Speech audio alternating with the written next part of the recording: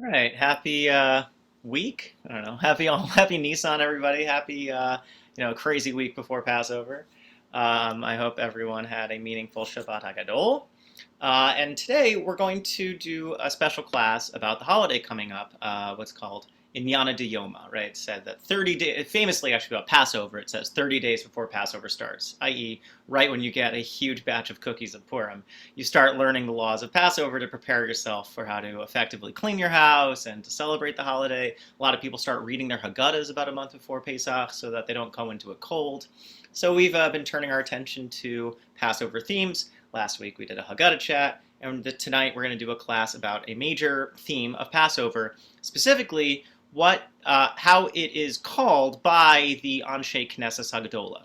The Anshe Knesset Hagdolah were a committee of leading Jewish elders who, during the Persian period, convened some kind of assembly and established the bases of our liturgy, right? A fixed and established the basic prayers that we have in front of us. They arranged the quotes from the Tanakh the way that they wanted to, and they had certain original compositions, which we have as well. So, in the liturgy, all of the three biblical pilgrimage holidays, and this is one of my favorite cognates. Who knows what's a cognate for the word Chag? I think I've said this before, but who knows what a cognate for the word Chag is? Cognate is a word in a different language that sounds very similar and it means the same thing.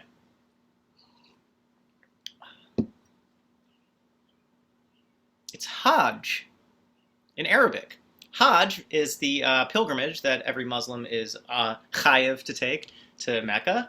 And it is a cognate with Hebrew's chag because it's the same letters. Or I get gimel and a jimel in certain dialects of Hebrew, depending on the dagesh.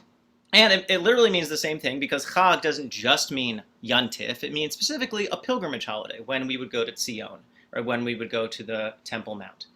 So I think it's very interesting. So, but because the liturgy is non-temple oriented, right? It's after the destruction of the first temple, the liturgy was established. On the process of building the second, but still, right? It seems like the terms of Judaism have already started to transform.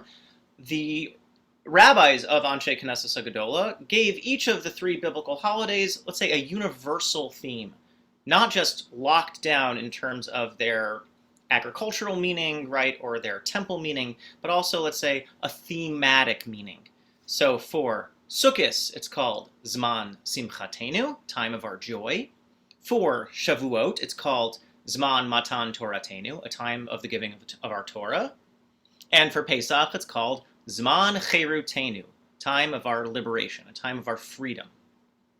Right, so freedom, according to the editors of the liturgy, is key to the meaning of Passover. Now, in some ways, that's obvious, right? Like the Exodus from Egypt celebrates our being freed from slavery. But it is something that's more than just, I think, the happenstantial occurrence, right, of no longer being a slave. There's a positive value of freedom, right? It's not the time of our being extricated from Egypt. It's not called Zman Yitzias Mitzrayim. We have other mitzvahs about that. We have to remember Yitzias Mitzrayim every day of our life. We say that during the Shema, etc., etc. But Zman Cherusenu then is not just the Exodus. There's something beyond or besides the Exodus that is essential to the meaning of Passover. And that's what we're going to explore this evening. So let's jump into the source sheet and we'll get cracking.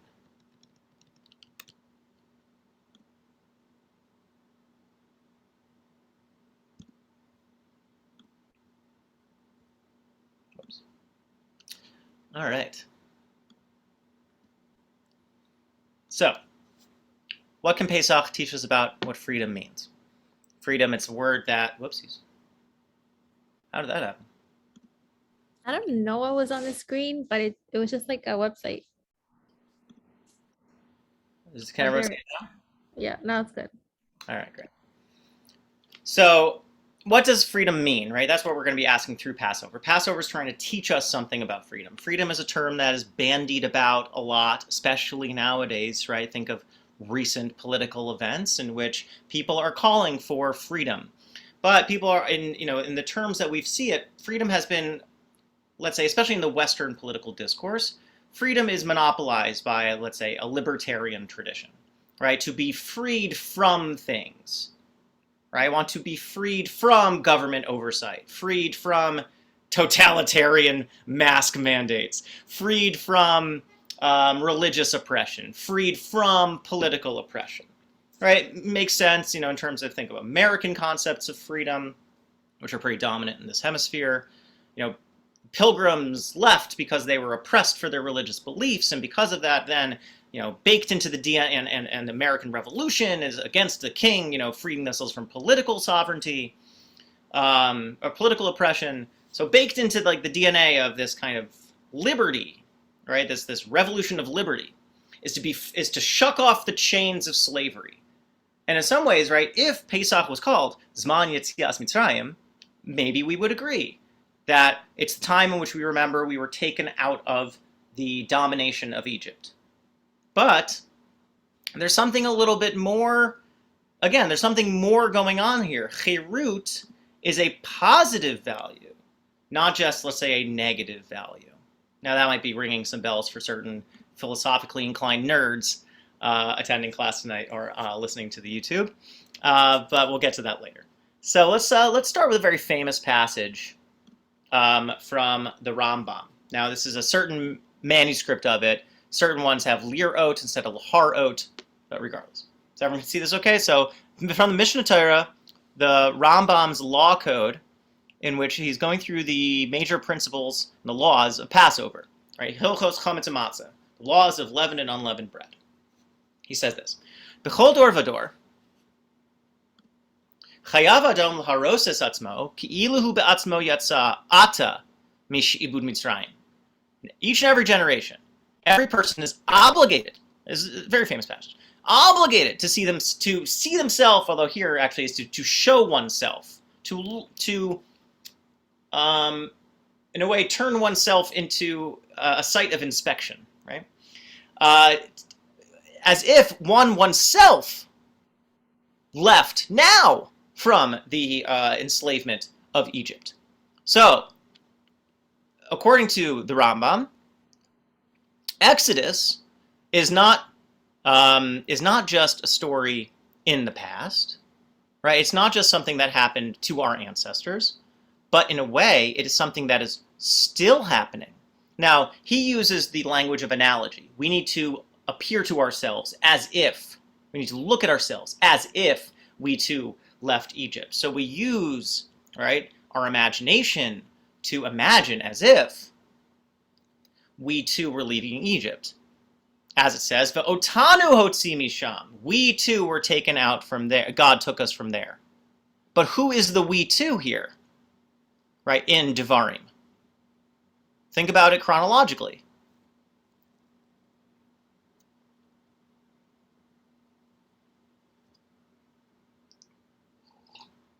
Right, Deuteronomy is being told. It's already the next generation. Exactly, right? Everyone's dead. Now, you can maybe say, oh, maybe there were kids left over or something, right? Like maybe some of the kids from Exodus were still around. But it's all of us, right? All of us, even those born in the desert, were freed from there. So it seems like there's something transhistorical about the Exodus. We too were freed from Egypt. It sets the precedent for us seeing the Seder night, the telling of the Haggadah, not just as a history lesson, but also something that's happening to us as well. It says, "Ve'al davar zeh tziva Kadosh Baruch Hu b'Torah," and God made a command about this in the Torah, saying, "V'zacharta ki eved hayisa." You must remember that you were a slave. Klomar, ki ilu ata be'atzmecha hayita eved v'yatzata lechirut v'nifdeta. As if you too, you yourself, were a slave, and you emerged into freedom and were redeemed. Okay, so what are your thoughts? What does this provocative, inspiring, challenging?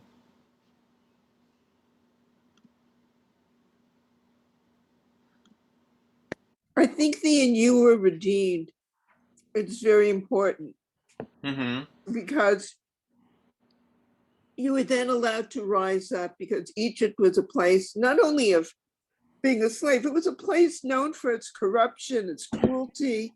Mm-hmm. So you were redeemed from that. You were brought out so that you can go on to live an ethical life and not live like the Egyptians. Okay, so yeah, we're going to look at what's the horizon of possibility, right, in freedom versus in servitude. Indeed, like servitude is defined by not having possibilities, right, not being able to decide for yourself. And that means then that, like, let's say even if you never did anything bad, did you ever have the chance to do good?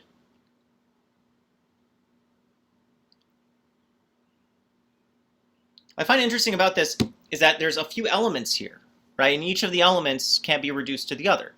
You two were a slave, and you emerged into freedom, and you were redeemed. Now, to be redeemed literally means like pidion shivuyim, pidion habain, right? To be, to basically to have your account settled, right? To redeem a captive means you pay the ransom, or that you were. There's some like tension here, right? Because on one hand, you're freed, or you've emerged into freedom. Yatzata l'cherut. But on the other hand, you now owe a new debt to whoever it was then that redeemed you, i.e. to God. So there's a complex version of freedom here, because it's not that we just, like emerge into this fantasy of liberty, like we were talking about before, freed from this, freed from that. I'm not tied to anyone. I don't owe anybody anything. I'm a self-made man. Go west, young man, right? The rugged cowboy. But that's not, even though we too are in the desert, much like a cowboy. The vision of freedom in Torah is not one of independence per se, but one rather of interdependence, of being connected to others. The question, though, then is what are good connections versus what are destructive and oppressive ones? In the Nativot Shalom, 20th century Hasidic work by Shalom Noach Berezovsky, who's a Hasidic master in Bnei Brak, he has a whole essay actually on the meaning of Zman Cherutenu, and I took a few portions out. We'll get to more of it later down below. But here I want to kind of add to this, heighten this framing, right? That freedom is not just an event that occurred in the past. The Exodus was not something that just occurred to our ancestors, but is happening for us today. There's something for us to tap into too. So he draws on this idea that according to the Arizal, the holy rabbi Isaac Luria, 16th century Kabbalistic master, that each of the three major pilgrimage holidays is a Rosh Hashanah of its own. That every time Sukkot comes around, it renews joy in the world. And every time Shavuot comes around, we receive the Torah again. And similarly, every time Pesach rolls around, we are freed again. Freedom is renewed. Freedom is reactivated in the cosmos.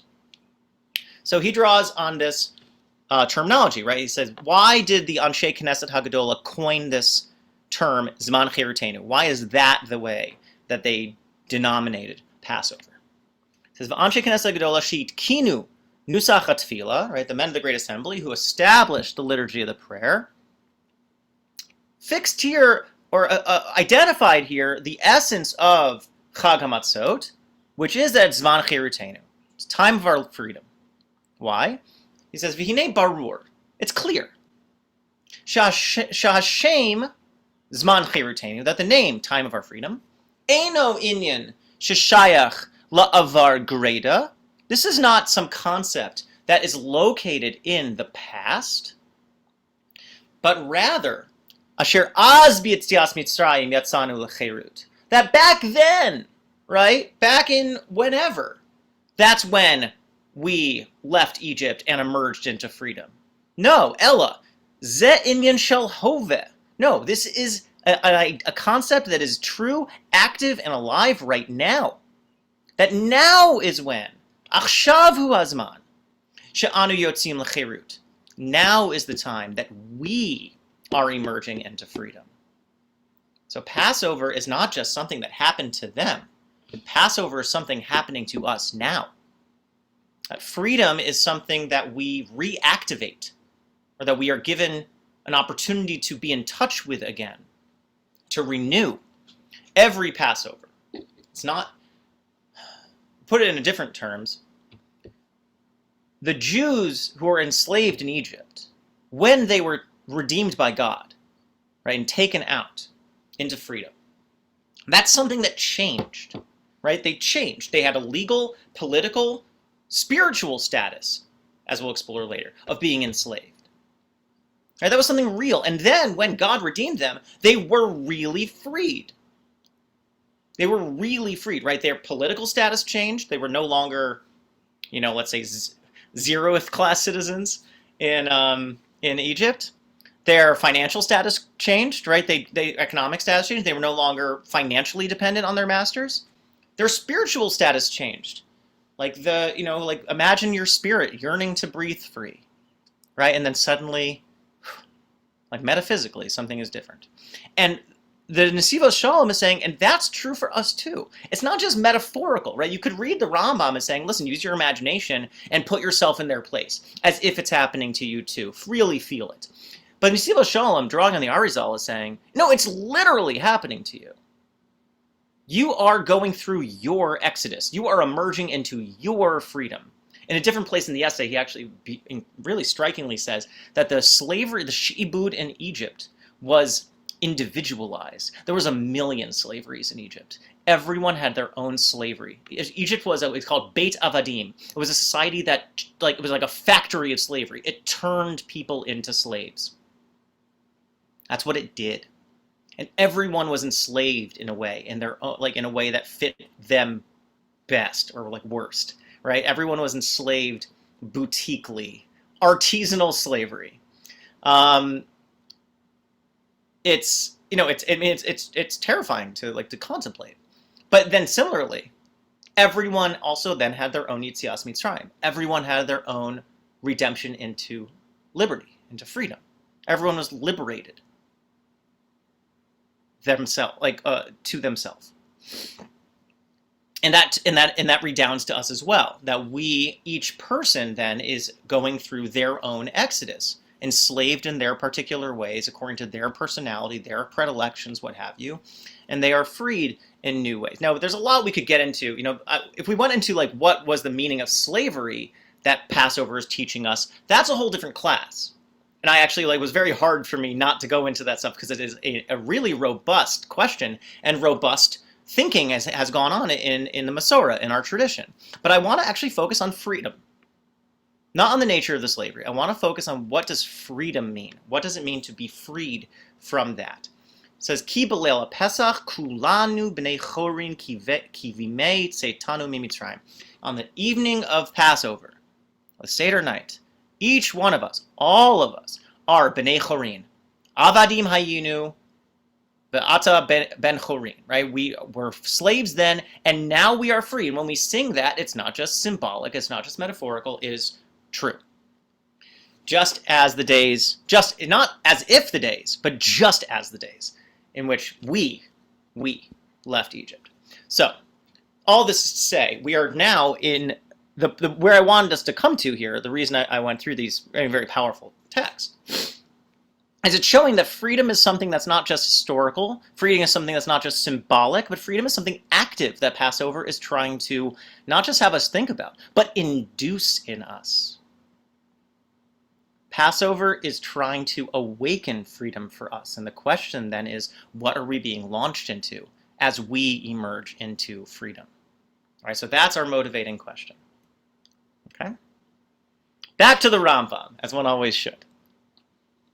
Okay, so here we're going to see the ways in which the spiritual choreography, the bodily philosophy of halacha, the way that halacha as a system that's not just theoretical, but actually conditions and positions our body to enact it in the world, we're going to see how this is also trying to engender freedom in us. Okay, so here's some famous examples of that. It says, so this is literally the following halacha. It's right after he said, everyone needs to see themselves as if they left Egypt. Therefore, right, if we are following through with this, that freedom is something happening for us now, therefore, you must, in a sense. It wouldn't work unless you did this. When you eat, shesoed adam b'layla hazeh, right, during Seder night, le'echol v'lishtot v'hu mesev derech chirut. When you eat, when you drink, you chill, you recline in the way of freedom. Now, we're familiar with this too, right? When do we, let's say, habitually recline? Like, you know, when do you recline during your Seder experience?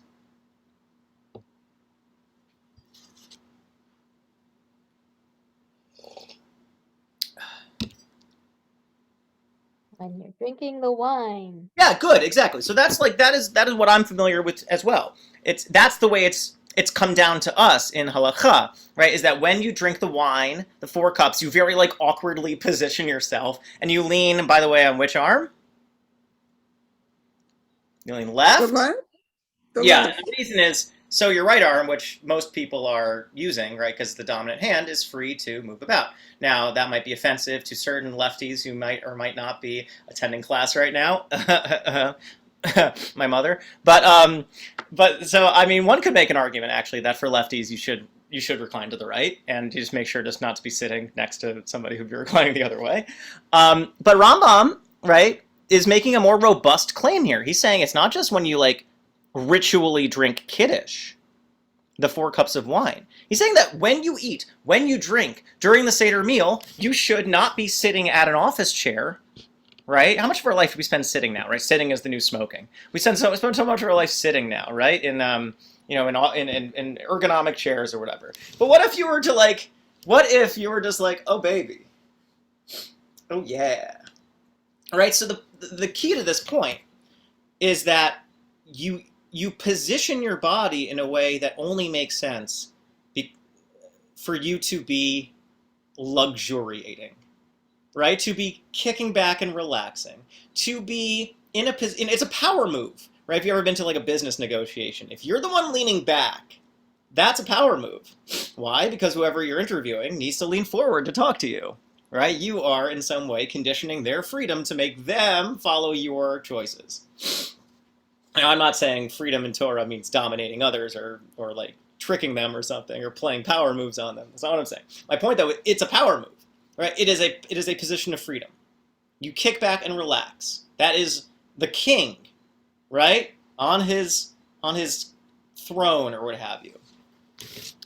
We sit at these like really, let's say less than latitudinous dining room chairs when we have a Seder meal, right? It's like straight up back chairs. No, Seder should be done on couches. Seder should be done on cushions. Seder should be done on huge easy chairs. This is my position. You need to be chilling. Everyone should have an ottoman. Everyone should be just relaxing. This is the key, right? That you are you are using your body to convince your heart. I am free. You are acting in a way that only free people act. Only liberated people act. Only carefree people act this way. Okay? So, but key here, yeah, somatic coaching is 100% right, Shosh. That's right. Our body teach our souls. It opens a path for the way that we see ourselves, the way we behave, the way we regard ourselves. Right? That's halacha. That's what I'm saying. Halacha is embodied philosophy. It's spiritual choreography. Halacha doesn't make sense if it's just a code of theoretical laws. Halacha is the way that it is coaching our bodies, teaching our bodies how to teach our souls. So v'kol echad v'echad bein anachshim bein nashim. Every single attendee of the Seder, let's say at least adult attendee, although some even say actually even kids need to chayav lishtot balayla zeh arba kosot shel yayin.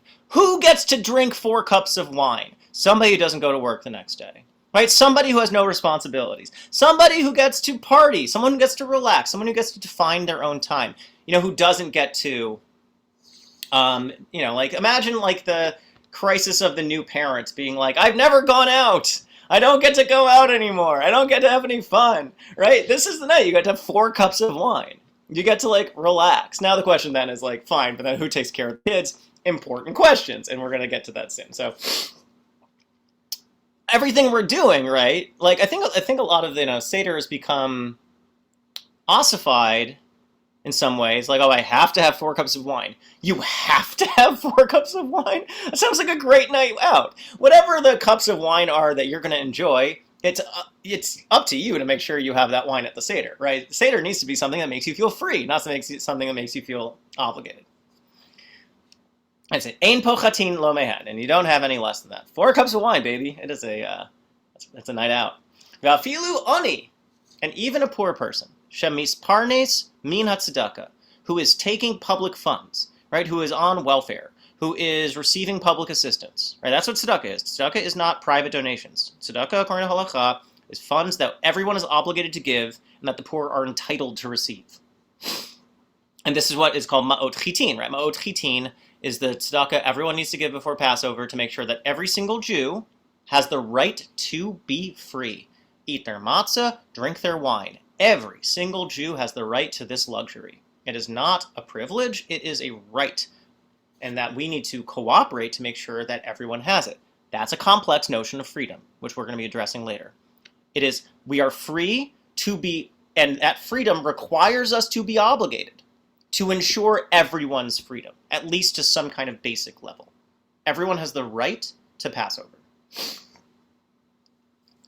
So even a poor person who is drawing on public assistance, lo yivchatu lo me'arba kosot, they need to have enough funds to cover 4 cups of wine. Shiur kol kos mehen revit, and each cup of wine is a revit, which is a fourth of a log, about a third of a cup. So you're not going to get like schlammered, but it's a non-trivial amount of wine. And Rambam pushes this point, and this is a really powerful point he's making. Afilu ani shebi Yisrael lo yochal ad sheyasev.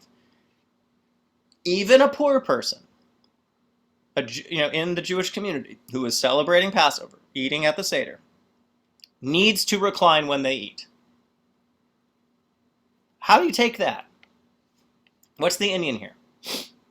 What's the point Rambam is making?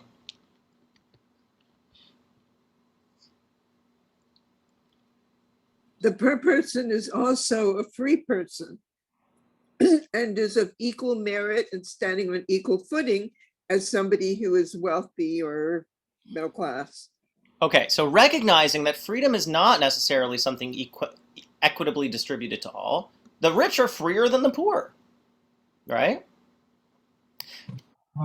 What about that freedom is a mind state and not necessarily your state in your physical position? You and Shosh are making similar comments in the chat, saying that you can be spiritually free regardless of your, let's say, financial situation, and that's true too. Right? There's an existential quality to freedom that is there too.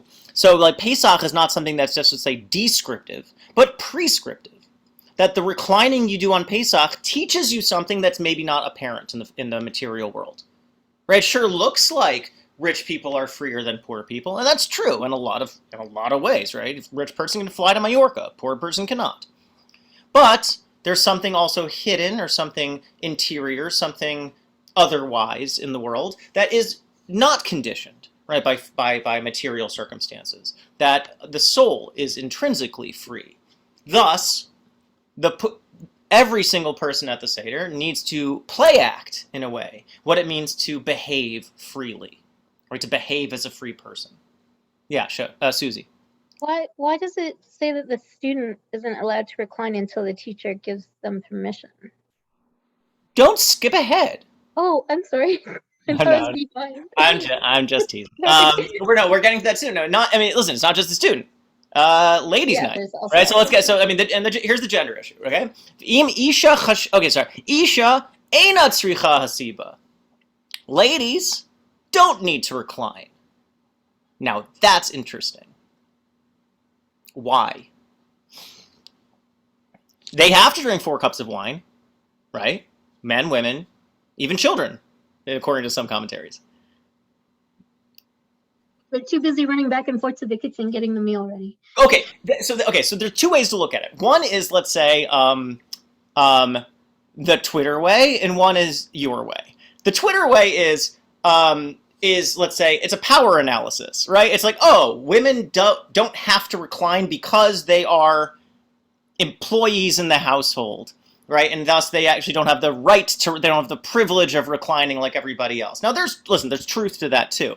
That having been said, I really prefer your reading, Susie, apologies, because I think it gets to the point more. If she had to recline, she wouldn't get to eat. Because, yeah, she is most likely the one facilitating the serving of food, making sure that the meal is progressing. Because the first point is real. She is, for much of human civilization, like, women are in domestic service, right? They are domestic workers. They're working at home. They're running the household, etc. Okay, so the halacha then, in this case, is recognizing freedom is complex. On one hand, we say the poor do get to recline. And I wonder, in a way, if poor women also would get to recline, let's say if they are a guest. Why? Because here comes the interesting qualification. But to Susie's point, I want to make sure this doesn't get missed. The looser standard when it comes to women reclining, on one hand, yes, marks the, let's say, qualified freedom of what it meant to be a woman who was responsible to her husband or to the household. But on the other hand is also a descriptive allowance to make sure that she gets to eat. She is, running up, bouncing up, running down, etc., making sure people have food. It means that she gets to, eat while she's on the road, while she's, up and at 'em. So, it's not changing the world, but it is also making sure that she gets what she gets to need, right? She gets to eat a good meal. If she had to recline all the time, then she wouldn't even get to enjoy herself because she would have to recline, get up, recline, get down. So, it's both true. I think it's both true. Both the power mapping is real and also the way in which it tucks itself within the social, statuses to make sure that she is able to eat. But here comes the qualification of that. But if she is an important lady, Isha Chashuva, then she does need to recline. What? What does this mean? So it seems like it's not something, this is not gender essentialism, right? This is Marxism, for lack of a better term, right? This is gender as a category of labor. If you are working because of your gender, then you don't need to recline because A, you don't have time, and B, in a way, it doesn't fit what's going on. But if you have a certain social status, certain social class, and I would say maybe, interestingly, let's say you are a guest and a woman, I would say probably that accords you the status of important woman. Not, we can look at it in a lot of different ways. Like, is any woman today not an important woman? Like, women can read, have control of their own finances, right? Like, are functionally equivalent to men. Thus, everyone today is an important woman, right? And thus, every woman reclines. Point here is that, like, halacha, at least in this specific case, this is very much not about, the essence of a woman is this, that. No, it is about position. It is about function, right? If you are jumping up, sitting down, getting the food, if labor is required of you, then leaning is going to get in the way of that or doesn't fit. But if you are if you are a guest, if you are honored, if you have a position of privilege, then it wouldn't make sense for you not to lean. Of course you lean. So the leaning is both descriptive of one's social position, but also in that way prescriptive, because it is teaching us what it means to play act, role play, freedom. Yeah, Susie. But it seems a little counterintuitive. It feels like it's still putting people in servitude type roles, which means you're not free from slavery. Right. I think it is. This is a complex halakha because, woman is the Evid of the world, right? Like, or if you're important, then you get to recline. But if you're serving, then you don't get to recline. But it should be almost the other way around. right, you want to correct, well, I mean, so we have both sides. We have the poor reclining as a corrective, Right. and then we have the, let's say, the non-corrective when it comes to the fact that the black letter bottom line of like who's serving the food, right? Who's making sure that the Seder is progressing. I'm Halacha is in that way trying to fit in the lesson according to a way that we can actually live, according to the way people were living. And that's why I'm saying, like, today, I would say it's a pretty different situation, right? It wouldn't make sense for every adult not to be reclining in their way. But I think also if we just think about, like, let's analyze our own experiences with Seder. Who gets to relax the most at the Seder? Who doesn't get to relax the most at the Seder? Maybe that's an important question we should ask, right? Like, if, in terms of the Seders that we have been participating in or helped to organize, right? Does everyone get to partake of freedom equally? Maybe that's the question we need to be asking. Can we make sure that no one person is being laden with too much of the organizational labor? Can we distribute that labor to make sure that everyone gets to partake, not just partake of the freedom, but like engender the freedom, perform the freedom, enjoy the freedom? Right? So that would also then make sense about the teacher in front of their master, right? Like, in a way, yeah, you don't get to totally, or like, rather, I think this is saying freedom is complex. Freedom is not unthinking when it comes to social relations. Freedom is not this fantasy of the monad, right? Of the unfettered individual making their way in the untrammeled West. Freedom cannot escape interpersonal relations, social conditions, class, the needs of a community, the needs of a household, right? And the fantasy, as if these things don't matter, lead us to less nuanced and less robust ways of thinking about freedom. But here we have like the example of the student and the master. It would be inappropriate for you to treat Passover as a license to upstage the person you owe everything to. What kind of freedom would that be? That's the freedom of the snotty 12-year-old, right? That's the freedom of the upstart teenager. No offense to the young. It's the freedom of one who is rebelling against, rather the freedom of one who appreciates and enjoys. Our freedom is something that does not free us from what we owe to others. It frees us to do something else, and that's what we're exploring. But that's a great thing you pointed out, Susie, about the student. In a way, that's like the hinge. Right? If Passover was this fantasy of radical independence, radical liberty, sovereign citizen, right? You've heard of the sovereign citizen movement? I'm a sovereign citizen. Your laws can't control me. It is a destructive fantasy because it is one that thinks that freedom means it frees us from others. No. The Exodus freed us from oppression and entered us into freedom to do something. To freely recognize something. And that's what we're going to be exploring.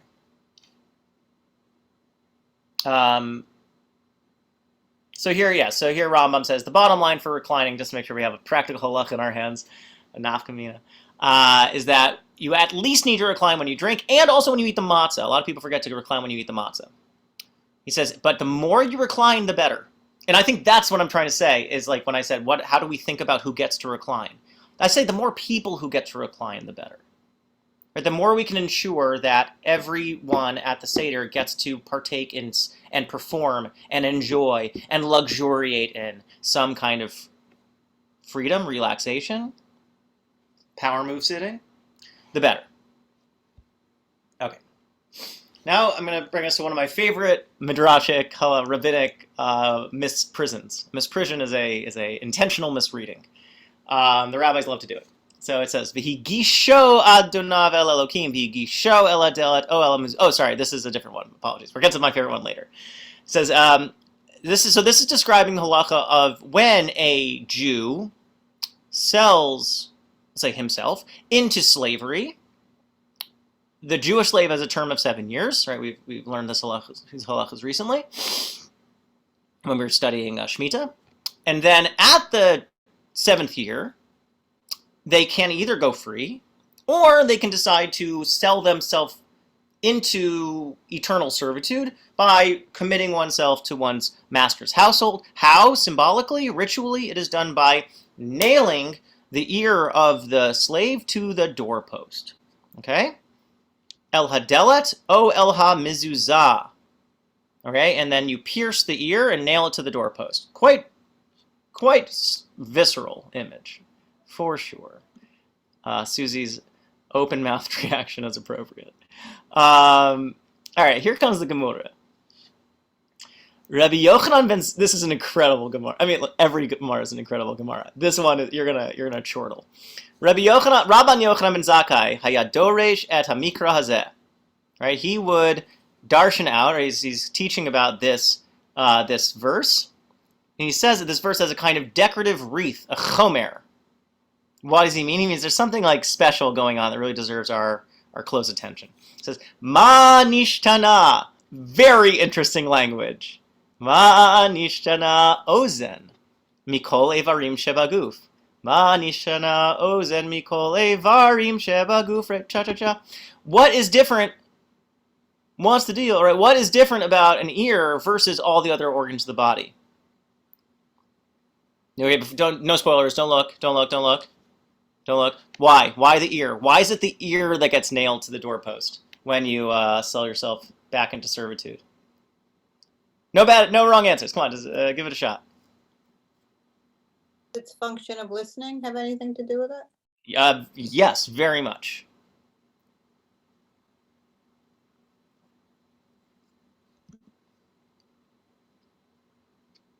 So he says, he ventriloquizes God to say, Amar Kadosh Baruch Hu, Ozen sheshama koli al har Sinai. God says, this ear, right, the Jewish ear that heard my voice at the mountain of Sinai, at Mount Sinai, Bishasha Marti, when I said, Ki li v'nei Yisrael avadim, Israel are my slaves, are slaves to me. V'lo avadim la'avadim. And the Midrash says, and not slaves to slaves. V'halach zeh v'kana adon la'atzmo. And this guy goes off and he sells himself back into slavery. He gets another master over him. Yeratze. Nail him. Just nail that ear. Punish that ear. Why? Because it rebelled against something principal about what revelation entails. Revelation of the Torah is tied to the liberation of Exodus. How so? Because we were freed from Egypt. But not to be, again, just unfettered individuals, but rather we were freed from Egypt's totalitarian, wicked, oppressive slavery to be servants of God. Not servants of servants. Not servants of human beings. We were freed to be servants only of the Kadosh Baruch Hu. And thus it is offensive to God, says Rabban Yochanan ben Zakkai, that this ear, which heard God say, you are mine, decided to ignore that and say, I am his. I am this Joe Schmo over theirs. I'm his guy. I'm not God's guy. I'm his guy. Nail that ear to the door. Thoughts? What a Gemara. Oh, I love it. The Manishtana language is so not an accident. How do we know that? Well, here comes the next one. Rabbi Shimon bar Rebbe. So Rabbi Shimon, the son of Rebbe, or Rabbi Yehuda Nasi, Hayadorish Mikra Hazek Kamin Chomer. He also saw it as a Chomer, this decorative thing. I want to look at it. He says, Ma nishtana delatu mezuzah. Why is it, you could nail a guy's ear to a block of wood. Why is it, what's different, what's special about the door and the doorpost, the door jamb, from all of the other kalim, all the other instruments, right? All of the other parts of a house. All right, pause. What's different about a mezuzah or a door or whatever, a doorpost or jamb? What's special about that? Why is that what they nail the ear to? Could it be because when just before Yetziat Mitzrayim, the Jews had to put the blood of the lamb on the doorpost? Got it in one. So, That's precisely it. Again, no wrong answer, but that is what Rabbi Shimon says. Yeah. I mean, amazing, right? You have spat in the face of God's exodus. This doorpost, he says, Delet mezuzah shahayu edim b'Mitzrayim. Right? The doorposts of the Jews in Egypt were witnesses to the liberation. Right? When I passed over the doorposts, the doorways, and on these two mezuzahs, these two door jambs, and I said, Li b'nei Yisrael avadim, v'lo avadim la'avadim. Israel are servants to me, not slaves to slaves. V'hotzetim me'avdut l'cherut, and I took them out from servitude to freedom, cherut, right, our operating word.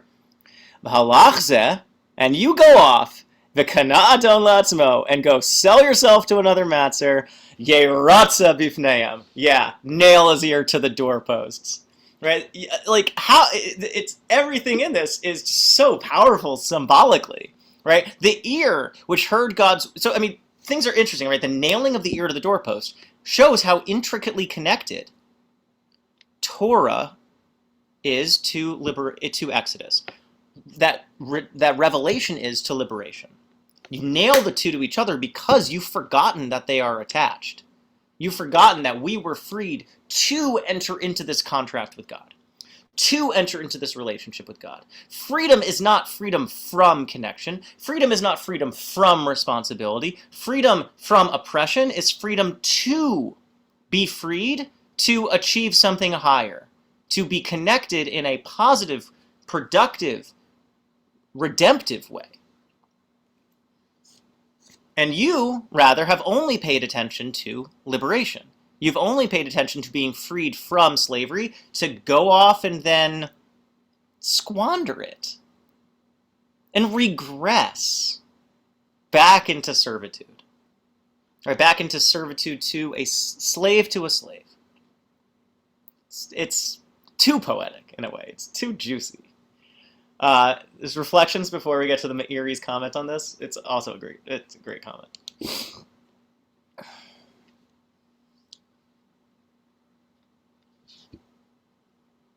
I mean, it's interesting, right? Because, like, in a way, like, this is, I mean, it's the poetry of it's gorgeous, and it's like, it's such a juicy Gemara. But on the other hand, it's also like a little, it's also really, it's exacting, right? Because, like, people don't sell themselves into slavery because they want to. They do it because they're in dire straits. Right? Now, one of the Kashi, maybe actually I should have kept that Meiri. The Meiri I didn't include says, actually, like, what we're not talking about here, he says, is when you do sell yourself because you need to sell off a debt, because you're in hock, because you've gone bankrupt.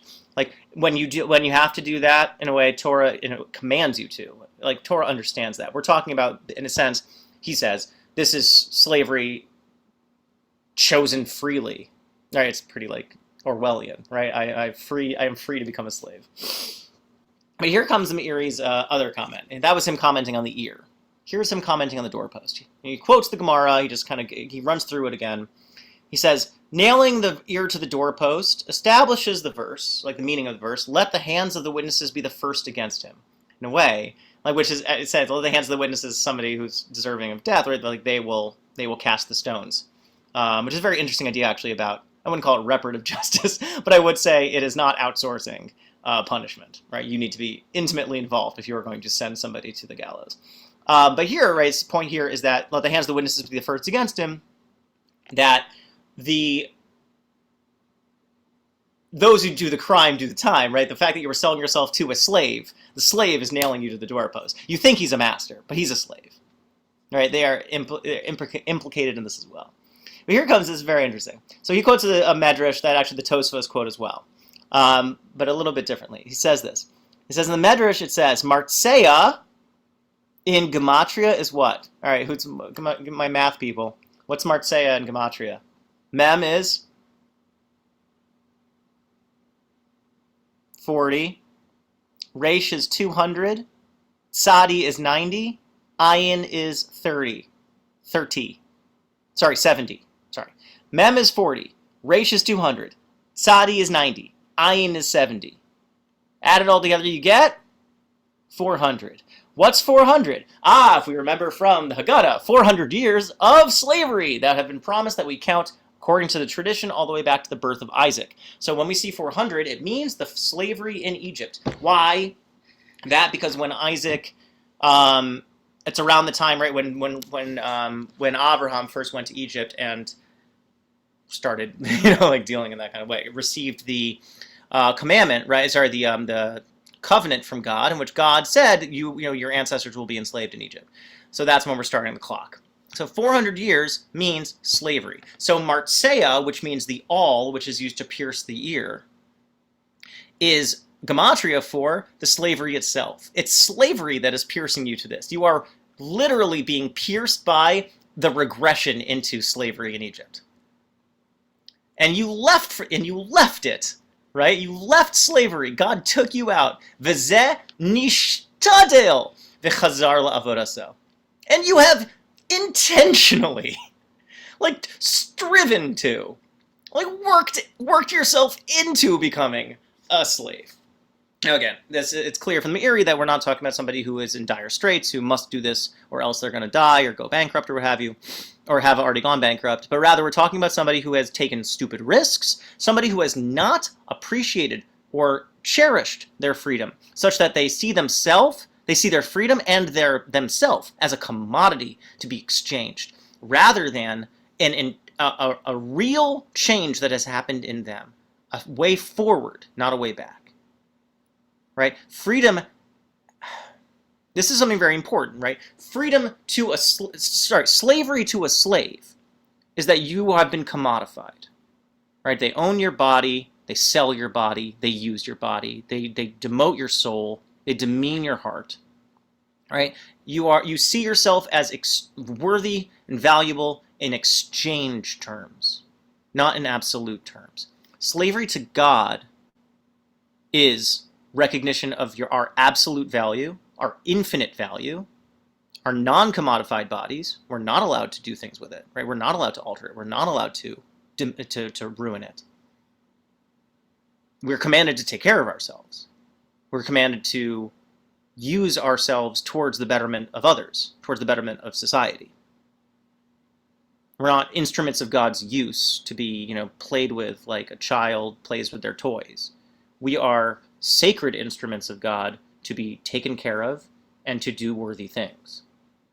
So slavery to a slave is the commodification of the self. Slavery to God is the dignification of the self. It just happens to be the same term, but it is substantively a different condition. But they are united in that we are obligated in both cases. But with a slave, to be a slave to a slave, you are obligated to follow the whims and the will of your master. At best, morally neutral, and at worst, wickedly. But to be obligated vis-a-vis Torah, vis-a-vis God's will, what God needs from us, what God wants from us, is to be obligated towards others' betterment, towards society's betterment. Essentially different. Mediated both through obligation, but obligation means something so different when you think about what it is you're obligated to and to whom you are obligated. All right, here comes now my favorite. But before we move to my favorite pun, thoughts, reflections, reactions. Pause for anybody also later in the future on the podcast to shout something at your iPhone. Yeah, Lauren. I don't think it's really I think there's a difference between servant and slave. So you're not really a slave to Hashem. You're a servant to Hashem. You're carrying out Hashem's will and you're serving Hashem in the way that we're co-partners in creation and, all the midot of being good people, watching the land, but we're not slaves. That's different. I don't know. To me, the word slave implies oppression. I hear you, and I think that might. I think slavery does imply oppression in that way, but I think it's just worth. It has to be said. It's the same word, right? It's eved. There's not a different term of servant versus slave. I'm using the term slave because it's provocative, Okay. But in a way, replace it with eved in your head. But it is the same, but I'm saying it is this. It is what's called a I mean, it's a homophone. No, it's not a homophone. It is a, there's a word for this. It's the same word, but it means something totally different, right? It is the same word, eved. You are enslaved. You are a slave. You are in service. You are a servant, whatever it is. But it means something entirely different because of the quality of what it is that we're engaged in. The substance of what it is. But it's right. Yeah. No, a fair reaction. And I think that's what's so provocative, right? It is like, you are avadim li. You are my slaves, says God. Not slaves to slaves. And it's different, right? It's, again, the nature of freedom is never independent. It is always based on to whom you are obligated. Freedom is never about freedom from obligation bichlal. Freedom is about being freed from obligation to oppression and freed to be obligated towards betterment. You are never not obligated. The question is, to whom are you obligated? To what are you obligated? Why are you obligated? That's the question. You are freed to be obligated towards something that makes you feel good when you go to sleep, proud when you go to sleep, dignified when you go to sleep, versus something that makes you feel demeaned, something that eats away at you, something that ruins you. It's a substantive difference, not a terminological difference. It's the same term, but a radically different condition.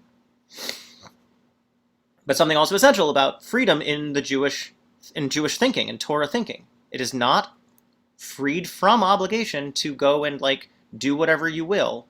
It is freed from oppression to do the right and the good, to be obligated towards betterment. Here comes a very famous medrash on this. So v'haluchot, so this is referring to the tablets. It says v'haluchot ma'aseh Elokim hema, right? The tablets were God's work, right? Carved by God's quote unquote finger. V'michtav michtav Elokimhu, and the script is a divine script. Charut al luchot, engraved, carved on the tablets. Right, this is famously, it says, how do we know it's divine? Because it was carved all the way through the blocks, and if you flipped them around, it was the same letters, which is impossible, but not to God. Okay? But charut al luchot. Acha, that word sounds very familiar. It should sound familiar to you by now. So Amar Rabbi Yeshua ben Levi, and this is in Pirkei Avos 6:2. Each and every day, a bat kol, right, an echo of revelation, a voice, a daughter of a voice, as it were, but the resonances of revelation cries out from Har Chorev, which is another term for Sinai, and decrees and says, Oy lehem labriod me'albona shel Torah. Woe unto humankind for their demeaning of Torah, right? Their ignoring of Torah, their shunting it aside. Shekol mi she'eno osek b'Torah nikra nazuf. Anyone not engaged in Torah is a nazuf. This word is everyone's got a different translation of it, but you're not a great guy. You are rebuked. You are sidelined. You are not a person of good character. Shneimar nezem zav be'af chazir isha yafa v'sarat ta'am. Like a gold ring. So nezem and nazuf are seen as related. Like a gold ring in the snout of a pig, right? Is a beautiful woman bereft of sense. Somebody who is paying attention to vain things rather than substantive things. Someone who is using materiality, appearances, to get ahead and not generating or cultivating wisdom. And it says, Valuchot ma'aseh Elokim hema michtav Elokim hu charut al elichot, engraved on the tablets. Al tikra charut ella cherut. Don't read that verse as saying that it means engraved, but rather it is free. Liberation is the script of God on the tablets. The writing of God, Torah, is liberation found on the tablets. She'en lecha ben chorin ben chorin, avadim hayinu, va'ata ben chorin. Right? We were slaves and now we are ben chorin. Same terminology. Not an accident. Manishtana in the Gemara, ben chorin here, Exodus is in their minds.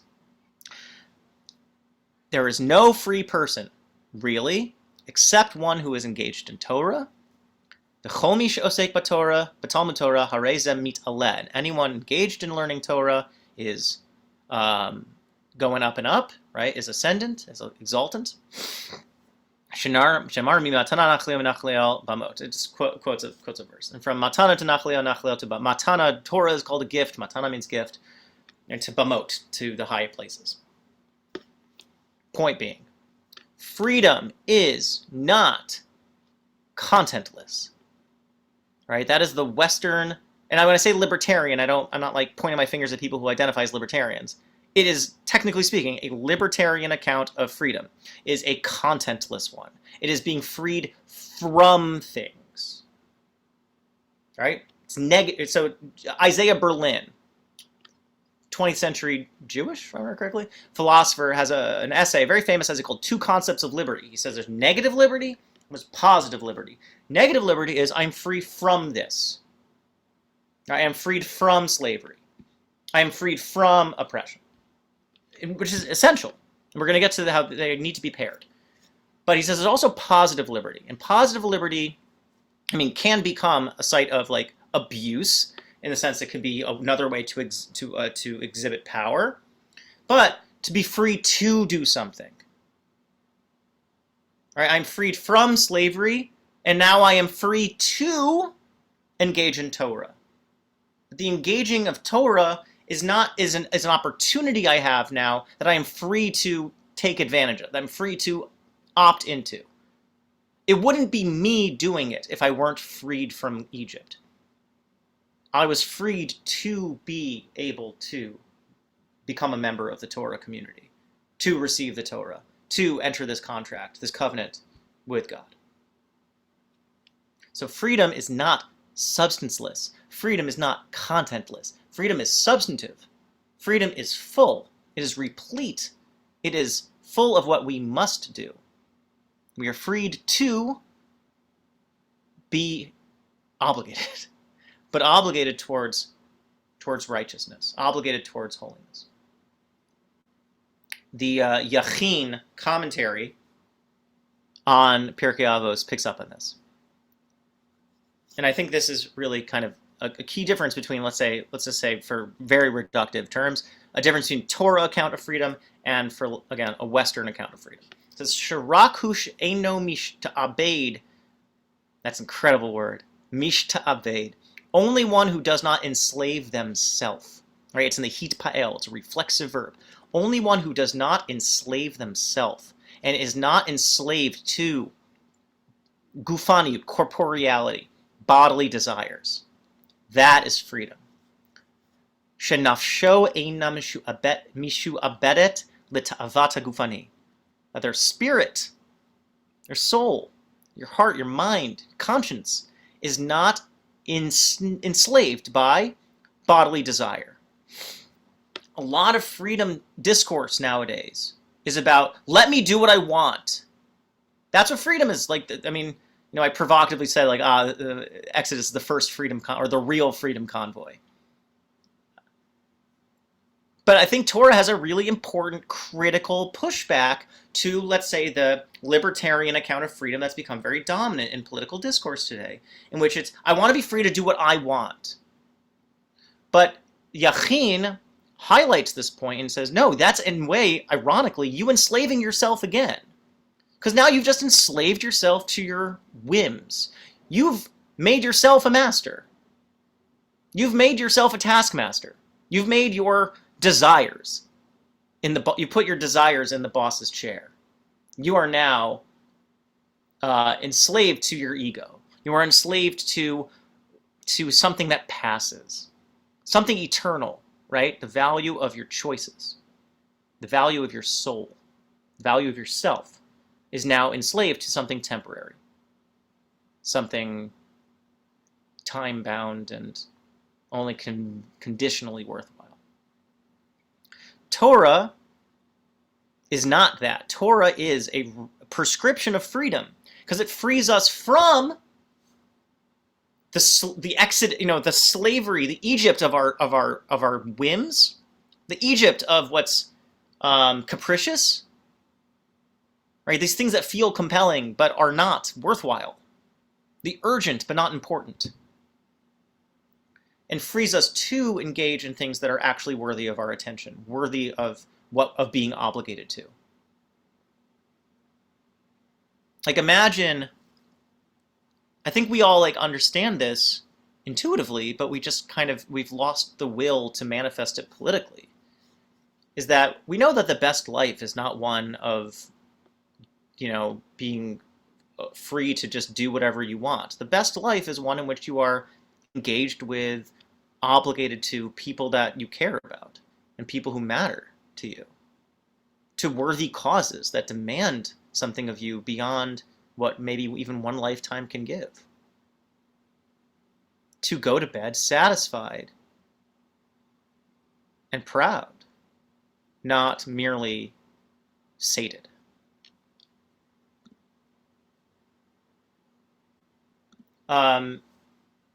Susie's asking if our base desires are there for our survival. I mean, yeah, but the question then is who's in the boss's, right? Who's in the driver's seat? Is it your Yetzer Hara driving you, or are you driving your Yetzer Hara, right? Love God with b'chol levavcha, with your whole heart. And the rabbis say, why two bets there? Because for both of your Yitzarim, both of your urges, your good urge, obviously, your better angels of your nature, the angels of your better nature, better angels of your nature, and also your Yetzer Hara, right? Your self-preservation instinct, your drive to propagate, etc. But we channel those things, we sublimate those things, we channel them into worthy things. We don't let them control us.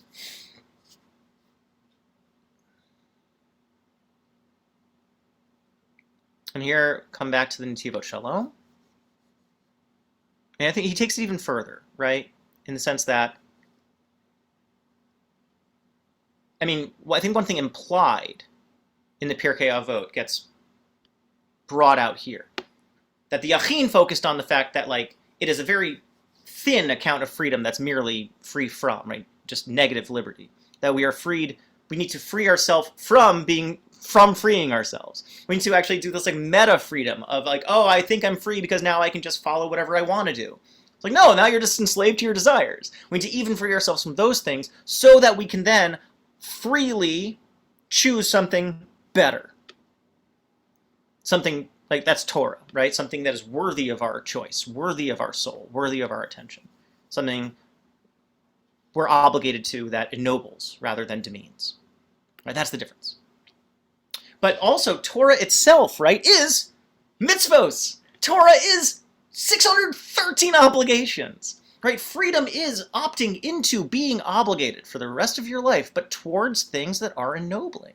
In a relationship that is sanctifying. Something that builds you up, not something that tears you down.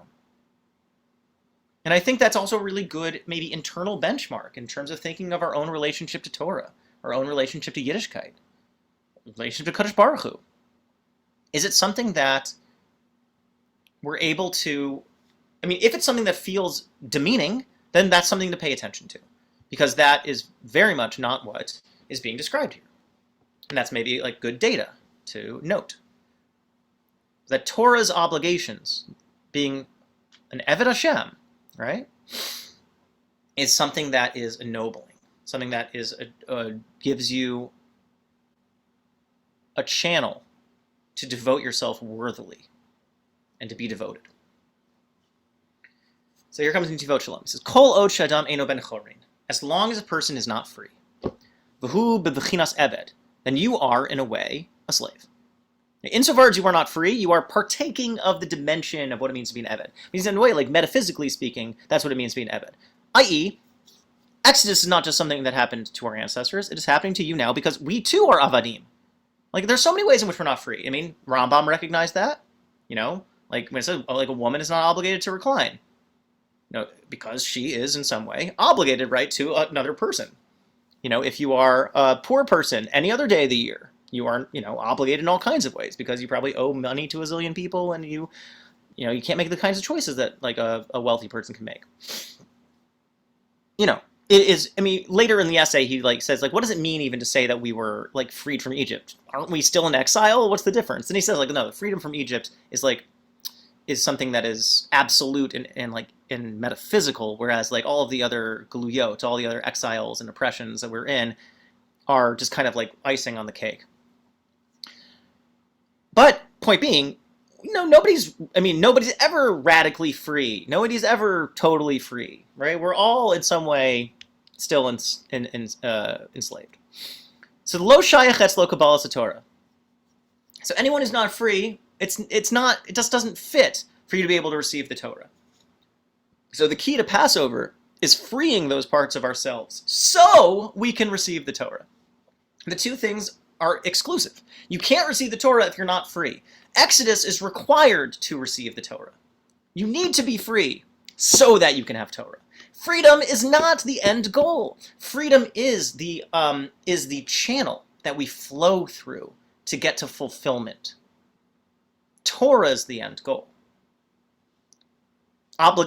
Good obligation, holy obligation, beneficial obligation is the end goal. Freedom gets us to where we need to go. And this is such an interesting point. It says, Ki ha'eved garua migoy gamur. It says, a slave is in a more disadvantageous position than a Gentile. What does he mean? Because a Gentile is able to freely decide to convert and to accept on themselves the commandments. A Gentile is raised in a different culture, has, like 7 mitzvos that they have access to, have the wisdom of other religious traditions, but they don't have Torah, right? Like the other world, the rest of the world has chokhmah, but they don't have Torah. But a Gentile who recognizes that difference, feels drawn to Judaism, drawn to Torah, can freely choose to opt in and become a member of the people and accept on themselves the commandments.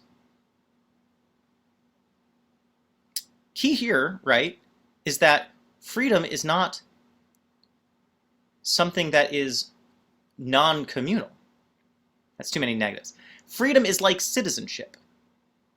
It's rights, right? Rights that are accorded to you as a member of a nation's wrong word. A member of a people. And once you gain citizenship, as it were, you join the people, then you have these freedoms. You have these rights. But a slave can't. Right? Somebody on the outside can freely choose to join the community.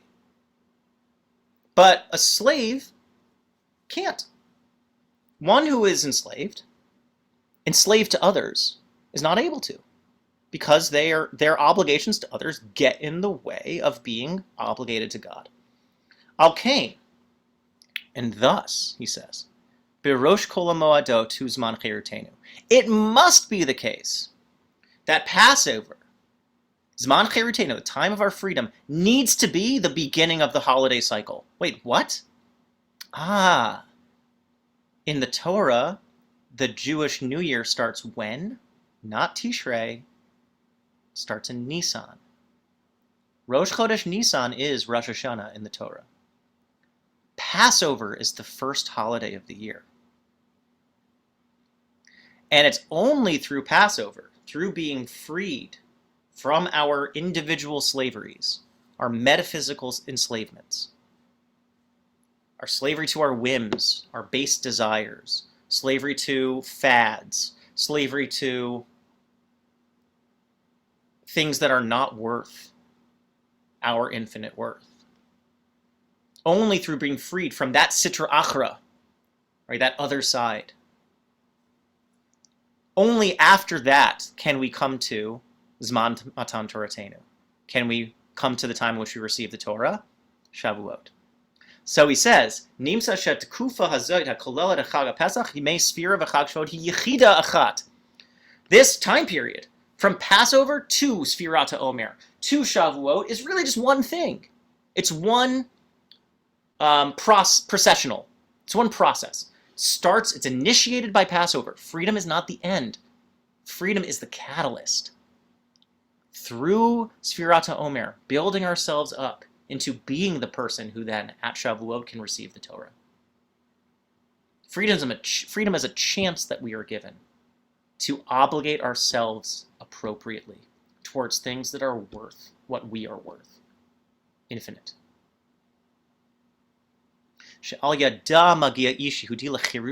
And it's through Torah that we are able to attain true, complete, whole freedom. So freedom is the initiation, the catalyst of the process of what it means to build yourself up into the person who can choose to obligate yourself to what is worthy of you. And that then is true freedom. Freedom to be a member of a project that is beyond you, that is worth you.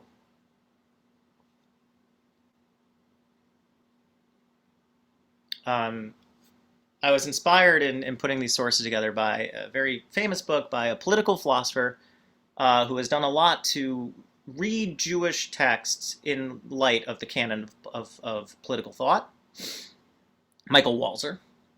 And he wrote a book called Exodus and Revolution, which kind of became a popular book, funny enough.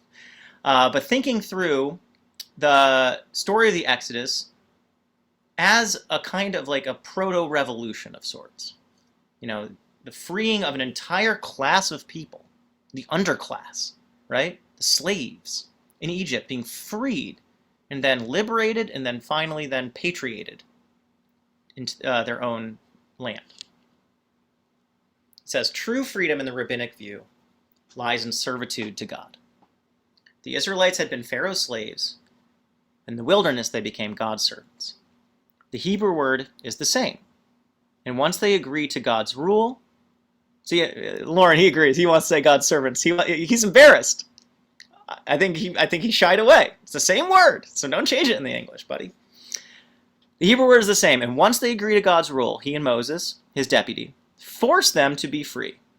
All right, we have the famous story, right, about the mountain being held over their heads. We had a little bit more of like you choose yourself, you obligate yourself, but still. This, according to Rousseau, right, an 18th century French philosopher, was Moses' great achievement. He transformed a herd of, quote, wretched fugitives, end quote, who lacked both virtue and courage into a free people. The desert, right, was a cauldron. It was a time of refinement. It was a time of becoming worthy of freedom. He didn't do this merely by breaking their chains, but also by organizing them into a political society, giving them laws. Torah is key to freedom because it is a childish notion of freedom in which it means you are freed from obligation. To be a free citizen means to be committed to each other person's well-being as well. And how is that commitment regulated? Through law, Torah. He brought them all what is currently called, quote, positive freedom. Remember from Isaiah Berlin, which we talked about before. That is not so much, or not at all, a way of life free from regulation, but rather a way of life to whose regulation they could and did agree. You are free to commit yourself to a worthy project. Free to, not free from. Free to accept the Torah. Free to be upstanding members of community. Free to commit yourself to the absolute value of each other person's well-being, as mediated by law. That this latter condition is properly called freedom is an idea much criticized in recent philosophical literature. How could you say you're free to something? Doesn't it mean to be free from? Like, doesn't that make no sense? And sometimes rightly, but he says it contains a deep truth nonetheless about the process of liberation. The Israelite slaves could become free only insofar as they accepted the discipline of freedom, the obligation to live up to a common standard and to take responsibility for their own actions. In other words, in Walzer's model, but really I think we got to it without him too, it is an impoverished conception of freedom that sees it only as being something empty, something of being freed from what others want from you. And you forget to ask, what are then, now that I am freed from oppression, now that I am freed from the taskmaster's hand, what has that now freed me to become? Freedom enters us not immediately into Eretz Yisrael, but into the desert, a place of becoming. It says in the Midrash that the Torah had to be given in a desert. Why? Because Torah needs to be given in a place that is empty and open. Torah could only be given to us as we make ourselves, or as we recognize ourselves to be like a desert, open, primed, ready to receive something that is worthy and to obligate ourselves to something that is worthy of us. It is, ironically, demeaning to have a completely negative conception of freedom. I want to be free to do this. I want to be freed from this. I want to be free to follow my whims or whatever. Because it regards yourself in such a small and a way of real paucity, thin conception of yourself, a small regard of yourself. To regard oneself with proper esteem as a servant of God, a slave of God even, defined by that relationship, means that you are worth so much more, that you need to devote yourself to something so much more, to be freed from servitude, to be freed to become what you can become, something worthy of that freedom that you were given. Freedom is an opportunity to become something more, and to recognize that each person's chance at freedom depends on you as well, which is why it can't just redound to yourself. I want to just pursue what I want, pursue my whims. Now, freedom has to be recognizing that the freedom that you have is also possessed by others, and thus that commits you intrinsically, necessarily. And freedom means you recognize necessity. It seems paradoxical, but it's true. To be free means you need to ensure others' freedom, which means ensuring others' well-being, which means committing oneself to others' to the well-being of others through law, which is what we call Torah. To be slaves, not to slaves, but ennobled by devotion and servitude of God. Yesh koach. Quick announcements, and then we can have a little time to chat. Last I got to chat before Pesach, this Thursday evening, 7 p.m. Hope you can join. And then it's Passover. That's really the entirety of the announcements. Hope you can join services at Beth Lida. A lot of people are out of town, so I think we will need help. So if you're hearing this or watching this on YouTube, please feel free to sign up at the Survey Monkey link, which hopefully should be on the website, and bethlida.ca. And regardless, it's been a privilege learning, teaching, and I'm excited to learn from you all very soon again. May we receive the Torah freely very soon. Yesh koach.